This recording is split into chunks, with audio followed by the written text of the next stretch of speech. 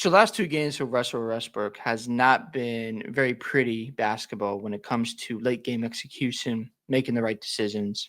We saw the game against Minnesota where he had a fast break. Minnesota was down 1 point with less than 15 seconds left after an Anthony Edwards turnover. And at that point, you're wondering as a Denver fan, why are we going in transition rather than just hold the ball? And he did go for the layup, missed it, goes back on the other end, and is playing this safety like defense. And then Minnesota makes that skip pass. And then Westbrook goes for a late game closeout, but it was reckless. And you foul the 3-point shooter, and Minnesota ends up winning that basketball game. Now, I don't want to blame it all on Russell Westbrook because context does matter. Jamal Murray wasn't playing. So if Murray was out there, I don't think Westbrook is in that situation. And then you look at, of course, Michael Porter Jr., he didn't play either. So there's a number of factors that played into this game. Minnesota does deserve credit. But at the end of the day, I don't think Westbrook is going to be in those moments come playoff time.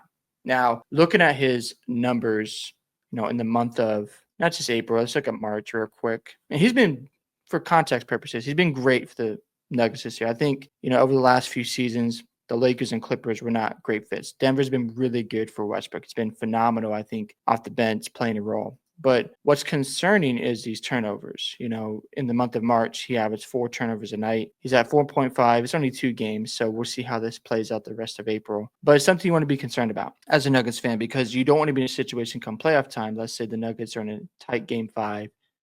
They're up by 3 points late in the third quarter, and you got to bring in Westbrook for that stretch.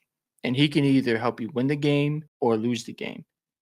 And if it becomes a situation where he's missing shots, he is fouling guys or just missing assignments, making ill-advised turnovers, and Jokic and Murray come back into a situation in the fourth quarter where they're down 7 points, where it's like, okay, I understand, your hustle is great, the passion's awesome, but in a playoff series, that might cost them a game. And the reason I want to magnify that because losing to Minnesota and San Antonio, I know that Jokic didn't play against the Spurs. I totally get that. But those losses might, hurt them, especially when it comes to the seeding in the Western Conference. Because if you end up in the 4th spot, you got to deal with OKC in the second round. If you wanted to deal with them in the Western Conference Finals, well, you want to be in that top, either 2nd or 3rd seed in the West. So again, maybe this won't matter come playoff time because Westbrook won't get as many opportunities in those situations, but he's been known to make costly mistakes in critical moments of the playoffs. We've seen it over and over again. Doesn't mean Westbrook cannot contribute to a championship level team. I don't believe that whatsoever because the Thunder have made the NBA Finals with Westbrook as their starting point guard. It just comes down to the late game situations and whether you trust Westbrook in that situation. Because again, you look at a guy like Pickett, who was really good for them the other night. He played 35 minutes. And I think he played 32 against Minnesota and Westbrook played 40. And he had a better plus minus than Westbrook. So you wonder why didn't he play in the game? However, at the end of the day, you have to trust experience. I understand why Westbrook was playing in that moment because at the end of that whole situation, he has been in the NBA longer than Pickett. And fair or unfair, that's just how it goes in the NBA. Even though Pickett last night had a triple-double against the Spurs, Westbrook is going to get the nod every time.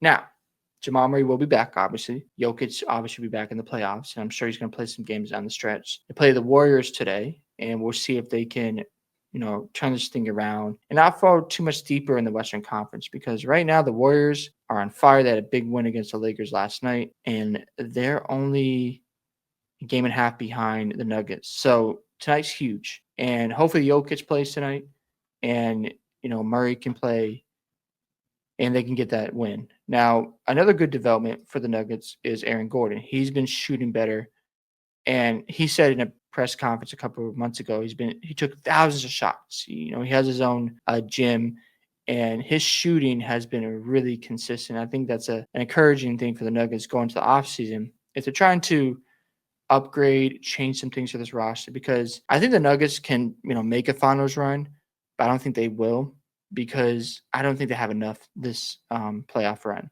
Because if they run the OKC, they're just playing at a different level this year. You look at the Thunder and you compare them to other teams in the West, they're just on a different level. That's just how it's happened. And when you're sharp, you're crisp, your defense where it needs to be, the offense where it needs to be, it's going to be tough to beat them, especially the way they can defend and lock you down. When it comes to guys like Aaron Gordon, he could play that Michael Porter Jr. role, and maybe you can move off Michael Porter Jr. this offseason and, bring some guys back in. I think Peyton Watson's been a nice development for them, this season. And really it's going to come down to Jamal Murray at the end of the day. Do you keep him around? Because we know he's going to step up in the playoffs. Hopefully he can sustain that. He had some struggles last week against Minnesota. Obviously, Minnesota's just a tough matchup. It's really matchup dependent, but you look at the numbers for Aaron Gordon. I mean, dude's shooting really well from three. It's been really consistent all year long. You look at his month in from this year and on of 2025, over 40% in January. February he was at 37. That's still solid, and 57% in the month of March, and 50% so far in the month of April. So he's been really good working on his 3-point shooting, and I don't think that's just an anomaly. I think that's here to stay. So he's been really working on this. He's up to almost 3.5 attempts a game, 46% from three. Again, it just adds more space for Jokic to operate at the top of the key and to make those driving kick actions. And, if you're spacing the floor, you got to respect the shot. And it creates more opportunities for Jokic to score in the paint and for guys to cut. And you can't just double Jokic anymore as much as you would like to, especially if Aaron Gordon continues to shoot at this clip. But Westbrook, it's tough, man, because I think he's been a really good fit for the Nuggets. I think what the Denver's going to do is just give him less opportunities in those key situations. I know people are heavily criticizing him. I love that Jokic backed him. Just a class act by Jokic. But again, they cannot afford to put him out there in those critical situations. It's just the realities of what's happening here. Doesn't mean Westbrook is a bust. I don't like to say that about him. I think he's a automatic Hall of Famer. I mean, you average a triple double for what was it, like 3 straight seasons? It was impressive stuff to me, in my opinion. I think it doesn't get talked about enough. It doesn't get respected enough, unfortunately. But like 3 straight seasons of averaging a triple double, and I understand the shooting isn't that great, like shooting from the field. But I want a guy like that on my team who's going to hustle, play with passion, play with this energy 48 minutes. And yes, does he get reckless at times? Of course. But, you want a guy like Westbrook on your team. It's just finding the right fit. And Denver's done a great job with him. He's got to, stay level headed. Obviously, he's had some struggles with the turnovers. But if they can, bring that down, if he can bring that down to like 2 a game in the playoffs, Nuggets going to be a tough out. I'm not going to say, someone's going to sweep them in the playoffs. No, Denver's going to be tough. But they need to make sure they utilize Westbrook correctly in the playoffs, and they'll be just fine. So we'll see how it all plays out. Hope you guys enjoyed this video today. I'd love to hear your thoughts about the recent play of Russell Westbrook. Don't forget to like and subscribe to the channel, and I'll catch you in the next one.